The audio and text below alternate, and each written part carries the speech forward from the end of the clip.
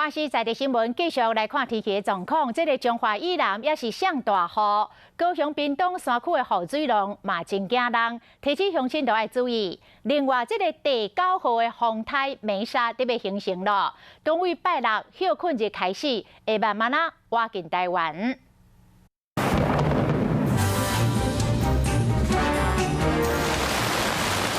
雨神话来南部落规天的大雨，各地是树啊倒去、淹水和民众的厝手附近。烟波大雨也未落煞，因为西南风带来水汽，加上对流分下，一波过一波扫入台湾，为中南部的平地到山区都有可能变大雨。 尤其是在高屏的山区，今天降雨会快速的累积，所以我们预计还是可能会有毫雨左右的雨量发生哦。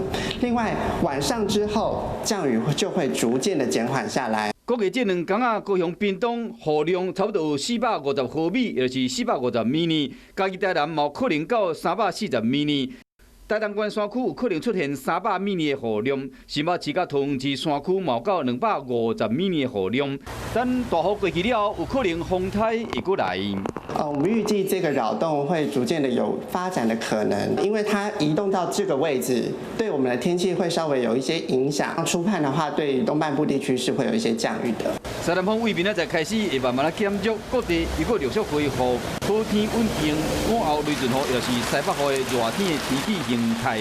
不过，即马中南部雨还在落，提醒乡亲一定要注意防范。